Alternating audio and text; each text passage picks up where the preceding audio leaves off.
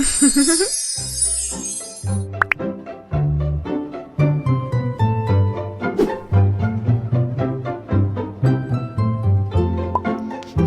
our podcast.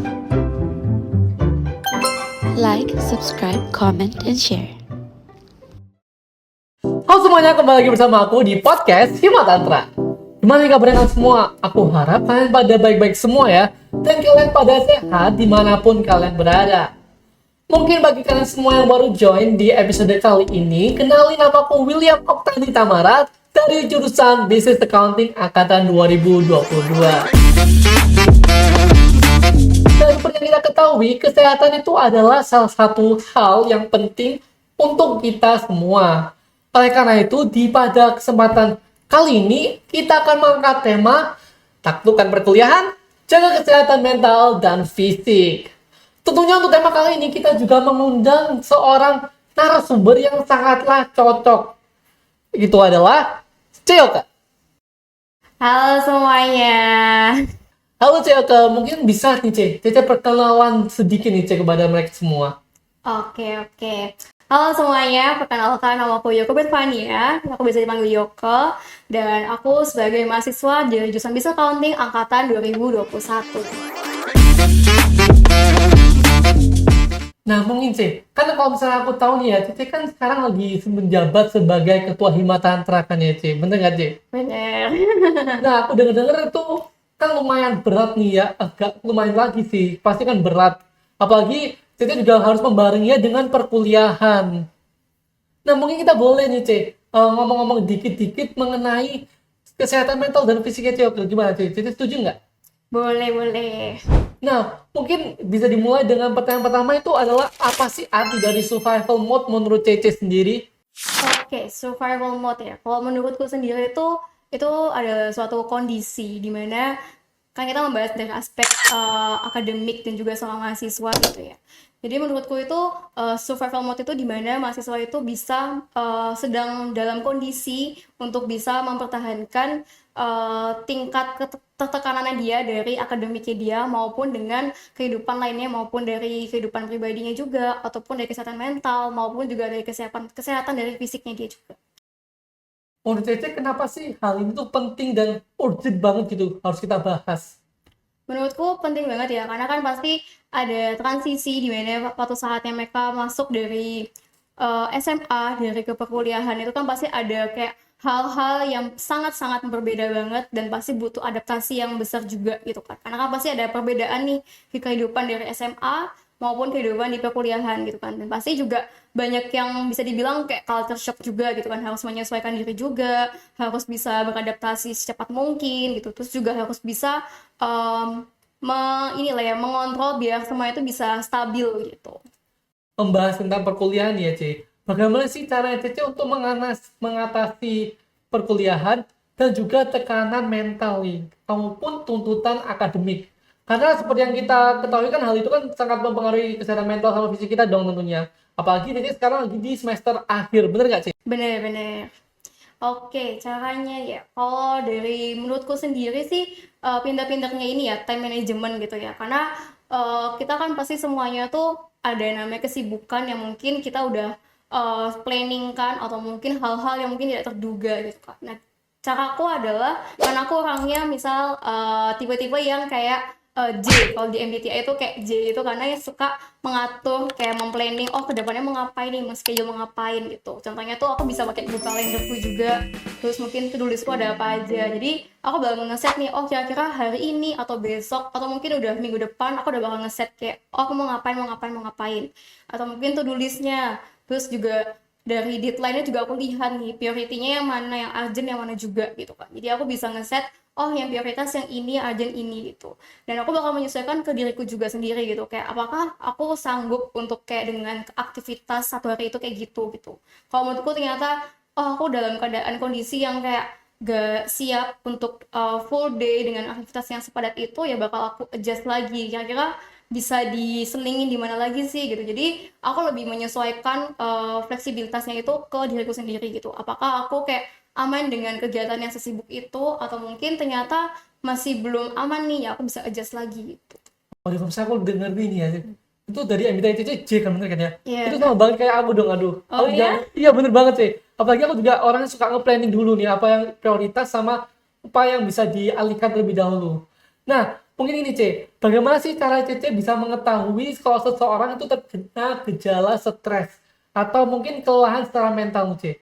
Oke, yang pertama kita ya sebagai orang awam tuh kan sebenarnya bisa ngelihat mungkin ya kayak dari teman-teman kita atau lingkungan sekitar kita kayak orang ini kita lihat dari tingkah lakunya, dari emosionalnya maupun dari ekspresi atau mungkin dari gerak-geriknya jadi kita udah kelihatan lah pokoknya. Contohnya mungkin dia kayak lagi murung atau mungkin lagi hektik terus ternyata panikan gitu terus kerjanya mungkin berantakan kita bisa lihat juga dari ekspresi mukanya yang mungkin murung atau lagi kayak ya kecapean tuh bisa kelihatan gitu tapi sebenarnya dari para psikolog pun juga aku sempat dengar-dengar juga kalau kita tuh nggak bisa sebagai orang awam tuh buat kayak secara langsung mendiagnosa kayak oh, orang ini ternyata depresi orang ini ternyata kayak ada gangguan kesehatan mental apa ini gitu karena kan sebenarnya itu tuh bukan di bidangnya kita bukan ahli dalam itu juga jadi perlu ada kayak beberapa tes-tes tertentu yang harus akhirnya orang itu didiagnosa apakah dia memang ada gangguan dalam mentalnya atau apapun itu gitu. Jadi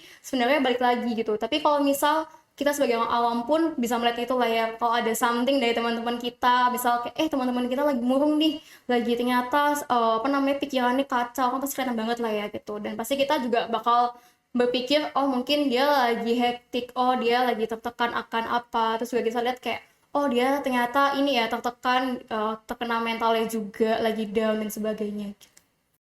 Nah, kalau misalnya membahas tentang kayak mental down gitu ya, kan aku paham banget kalau misalnya kesehatan fisik itu penting banget. Nah, apa sih pengaruh dari kesehatan fisik dan kesehatan mental itu selama kita berkuliah nih, C? Mungkin bisa juga dikasih spill gitu, cara supaya kita bisa menjaga kesehatan fisik sama mentalnya kita nih, C. Kalau kesehatan fisik lebih ya kita kan karena kita tahu yang kita punya badan ini adalah diri kita sendiri, kita juga saya tahu kan kayak kira-kira kita lagi kondisinya lagi di mana sih, apakah lagi fine-fine aja atau lagi kayak ternyata lagi sakit atau apa gitu.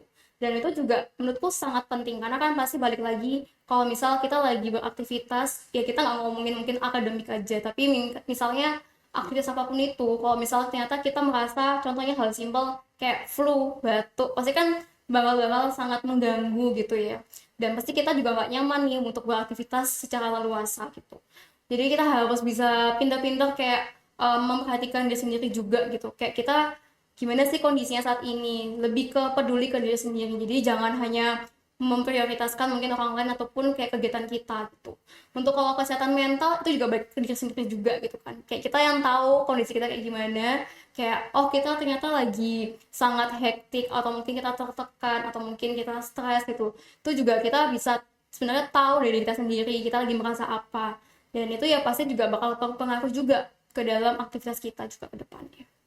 Nah, membahas tentang hal itu, kan kalau misalnya kita waktu istirahatnya itu kurang, kan pasti kita bakal kayak kurang produktif gitu kan ya, Cek. Karena kita kan mental health kita bakal terganggu. Nah, sedangkan kalau misalnya kita waktu istirahatnya cukup, jam kerja produktivitasnya kita juga bakalan berkurang di lain sisi. Nah, menurut Cece itu waktu istirahat yang cukup itu mempengaruhi mental health dan juga time management kita nggak sih? Berpengaruh dong pastinya. Kalau boleh tahu kenapa nih, Cek? Oke, time management ya, itu juga pasti balik lagi kayak kita berbicara kalau dia memang tidurnya cukup tapi ternyata dibilang mengganggu jam kerja, kita lihat lagi jam kerja dimaksud itu apa. Kalau ternyata jam kerjanya itu ternyata tengah malam, jam 1, jam 2 atau bahkan sampai subuh.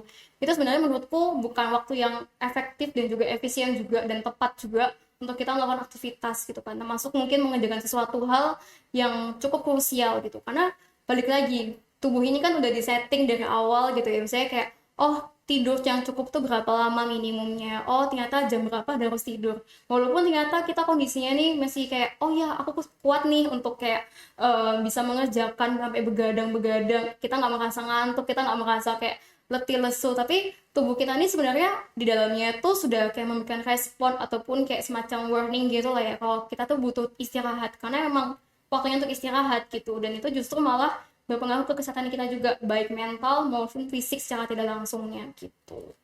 Oh gitu ya, Cek. Kalau misalnya aku juga ngeliat nih ya, Cek, dari sekitarku sendiri ya.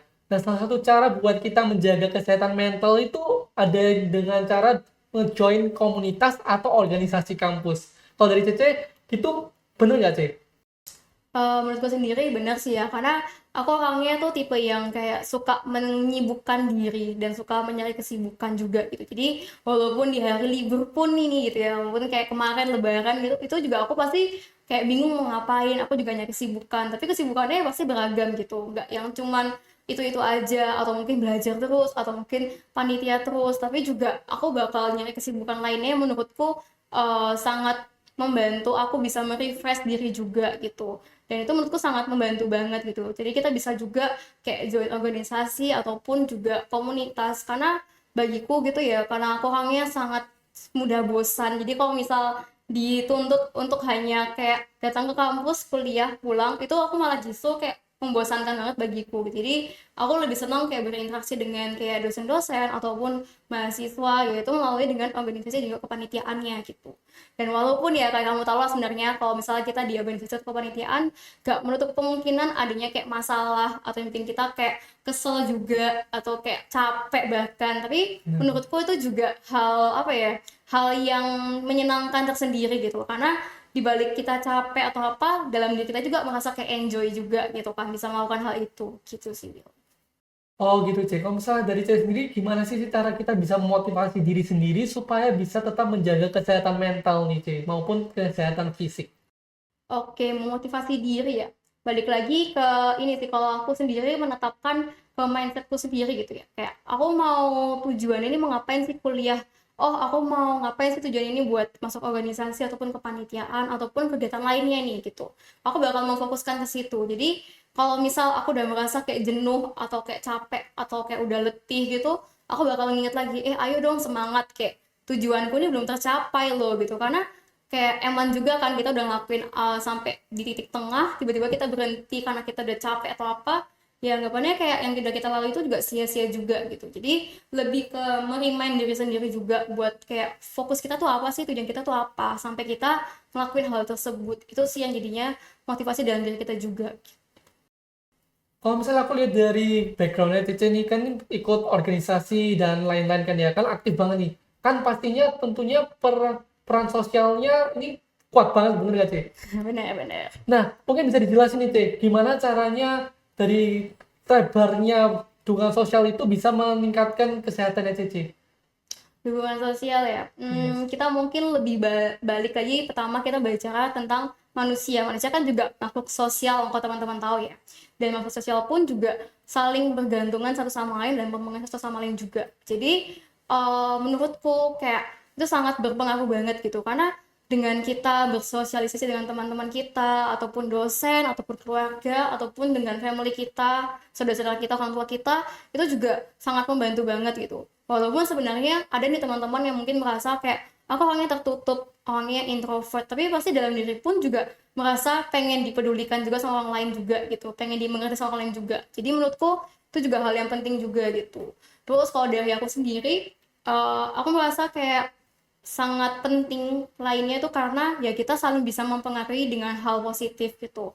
Karena misal kayak kita lagi merasa down atau apa, teman kita ada yang tim support system gitu kan bisa juga, dia juga mempengaruhi kita untuk bisa lebih jadinya fresh lagi, lebih semangat lagi, begitu juga sebaliknya juga gitu. Tapi gak menutup kemungkinan juga ada kayak hal-hal negatif yang ternyata terjadi nih dari kayak lingkungan pertemanan kita ataupun hubungan kita gitu. Contohnya kalau kamu punya teman yang mungkin malas, terus kamu dulunya mungkin rajin, kalau kamu berteman pasti juga kalau kamu nggak kuat secara mungkin iman atau apapun itu, kan pasti juga bakal ikut terpengaruh jadi males juga gitu. Jadi ya sebenarnya balik ke diri sendiri juga, gimana kita cara merespon lingkungan sekitar kita juga gitu, Will.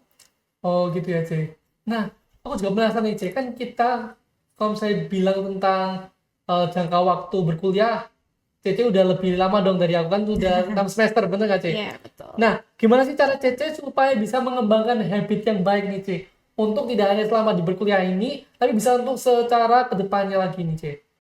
Habit ya. Mungkin pertama bahas tentang dari segi tipe belajar, gaya belajar gitu ya. Dulu mungkin aku orangnya yang tipenya tuh lebih suka kayak belajar itu lebih ke individual gitu. Kayak aku pulang baru aku belajar, terus kalau ada ujian atau apa aku juga belajar gitu. Tapi mungkin habis aku masuk ke perkuliahan, aku mulai merasa kayak ada perbedaan nih sebenarnya. Kalau ternyata gak cukup aja buat kita belajar sendiri aja, tapi juga butuh diskusi sama teman juga. Makanya di kuliah ini juga kita diberikan project-project juga yang berkelompok, yang harusnya kita juga bisa pendapat lah, brainstorming sama teman-teman kita. Terus mau nggak mau kita juga harus belajar juga. Dan menurutku setelah aku melalui proses itu, aku juga merasa kayak oh ya ternyata aku nggak harus yang belajar sendiri juga nih, aku juga bisa belajar sama teman juga gitu. Terus mungkin dari segi nomor dua yaitu adalah dari makanan gitu. Kan kalau kita tahu kayak biasanya anak-anak kuliahan kalau lagi bosan atau lagi apa kan pasti ujung-ujungnya jajan atau apa gitu. Dulu saat aku pindah dari kota asalku ke Surabaya, itu aku tipe yang sangat all the time tuh pasti makan di luar, entah itu beli di kantin ataupun kayak Grab ataupun GoFood gitulah. Dan itu menurutku yang pertama sangat kayak aku baru sadari, yang pertama tuh sangat-sangat boros banget gitu ya. Terus yang kedua, aku nggak tahu tuh mereka masaknya kayak gimana, apakah kayak sehat atau mungkin bahan-bahannya juga apa namanya aman juga dikonsumsi juga gitu. Terus yang ketiga juga apa ya menurutku dari segi menunya itu bisa jadi kayak dulu aku dalam seminggu atau 2 minggu tuh ya itu aja yang aku pesen gitu. Jadi cukup bosan juga gitu. Makanya aku mencoba dari tahun lalu aku nyoba kayak coba deh apa men-challenge diri coba untuk kayak masak gitu. Sampai akhirnya sampai sekarang pun aku udah mulai kayak terbiasa buat kayak oh ya udah kita apa namanya kalau ada waktu sempat kita masak gitu, walaupun mungkin gak yang all the time tiap pagi siang sore malam tuh aku masak terus gitu, tapi juga at least aku bisa mengurangi lah jajan di luar ataupun makan di luar juga, karena kan juga kita nggak tahu nih yang di luar sana tuh apakah aman untuk dikonsumsi atau ternyata menggunakan apa namanya bahan-bahan yang mungkin kurang higienis juga, yang ternyata kita nggak tahu nih ke depannya akan menumpuk penyakit apa gitu. Benar-benar. Nah, mungkin ada nggak sih dari Cece kayak tips gitu atau strategi praktis yang bisa digunakan oleh teman-teman semua nih ya untuk bisa mengelola stres mereka dan tekanan mereka dalam pembelajaran nih, Ce? Oke, yang pertama dari segi stres dulu ya gitu. Kalau stres, aku lebih menyarankan teman-teman ini cobalah kayak cari teman yang menurut kalian ini cocok sama kalian. Terus kalian merasa kalian juga nyaman gitu. Jadi kalian coba terbuka untuk teman-teman yang mungkin tertutup atau mungkin yang kayak sangat introvert gitu. Cobalah pelan-pelan kalian buka diri juga buat kayak bercerita ataupun kayak menanyakan pendapat juga sama teman-teman. Kalian merasa kayak lagi struggle apa, lagi ada problem apa, ya kalian coba cerita gitu. Karena kan kita juga nggak tahu ya lingkungan kita tuh bisa mempengaruhi apa sih gitu. Siapa tahu ternyata teman-teman kalian tuh bisa kayak memberikan support yang tidak terduga untuk kalian ataupun juga kayak bantuan-bantuan support system lainnya gitu kan.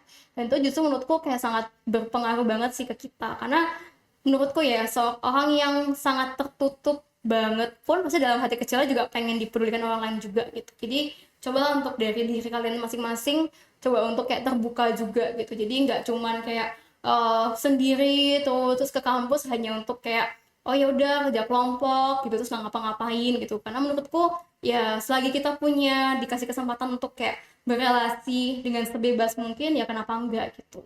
Terus yang kedua dari tekanan pelajaran ya gitu. Nah itu menurutku lebih kalian mengenali gaya belajar kalian masing-masing gitu, karena bisa jadi kalian merasa tertekan itu juga salah satu faktornya tuh karena kalian salah gaya belajar juga gitu kan. Yang mungkin awalnya dia ternyata tipe yang belajarnya tuh secara berkelompok, tapi selama ini ternyata dia cuma belajarnya tuh kayak individu-individu doang gitu. Atau mungkin ternyata di kelas harusnya dia mencatat tapi ternyata cuma kayak ngedengerin dosen doang sampai akhirnya tiba-tiba pulang dari kelas lupa gitu kan. Atau mungkin kayak apa namanya tim-tim yang mungkin dia tuh belajarnya tuh mencicil dari beberapa hari sebelumnya, atau mungkin yang sistem kebut semalam pun itu juga kita bisa kayak menyesuaikan diri gitu, kita lebih cocok yang mana gitu ya. Mungkin untuk pernyataan penutup nih, Ce, mungkin Cece ada mau kayak cerita sedikit mungkin, Ce, tentang pengalaman Cece mungkin yang bisa menginspirasi nih kepada teman-teman semua. Oke, pengalaman ya. Ada sih. Dulu kan aku semester 1, semester 2 masuk kuliah itu aku benar-benar full online gitu ya. Terus semester 3 akhirnya mau nggak mau masuk secara offline karena udah jadi peraturan gitu. Dan itu jujur aja menurutku itu sangat kayak butuh adaptasi yang tinggi banget gitu. Karena kan yang sudah mungkin teman-teman juga merasa relate gitu, yang awalnya sudah nyaman nih online gitu, enak, merasa kayak lebih apa ya, lebih bebas, terus tiba-tiba disuruh buat masuk kuliah gitu kan, terus juga harus ketemu dengan dosen-dosen yang beragam, entah ada yang ngajarnya cepet atau mungkin kalian nggak cocok dengan cara mengajarnya dia gitu kan. Nah itu juga menurutku sangat challenging juga gitu. Jadi aku sama teman-temanku pun juga waktu itu sempat merasa kayak namanya stres juga gitu. Apalagi dengan mata kuliah yang di semester itu juga cukup berat bagi angkatanku. Jadi bener-bener kayak double challenge lah gitu, dari segi ininya, dari segi akademiknya maupun dari segi kayak dosen-dosen dan lingkungannya juga. Jadi menurutku lebih ke ya kita coba beradaptasi juga gitu. Kayak gimana sih caranya kita bisa menyesuaikan diri, yang awalnya mungkin aku dulu jarang kayak belajar atau gimana, juga aku coba buat kayak coba deh latihan-latihan soal sama teman-teman, ya hal-hal simpel lah intinya gitu. Jadi akhirnya bisa menyesuaikan diri hingga saat ini pun akhirnya bisa menyesuaikan diri juga gitu, walaupun sibuk dengan perkuliahan atau kerjaan ataupun organisasi juga. Oke, terima kasih C.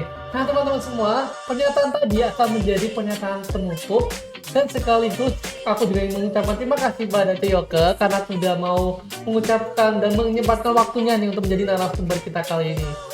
Aku juga ingin mengucapkan pada kalian semua untuk jangan lupa untuk memberikan komen, siapa tahu kalian memiliki feedback atau mungkin saran gitu mengenai tema untuk podcast selanjutnya. Siapa tahu dari ide kalian bisa diterbitkan menjadi sesi berikutnya. Bener gak sih? Bener banget dong. Akhir kata jangan lupa untuk like, comment, dan subscribe. And see you on the next video. Bye!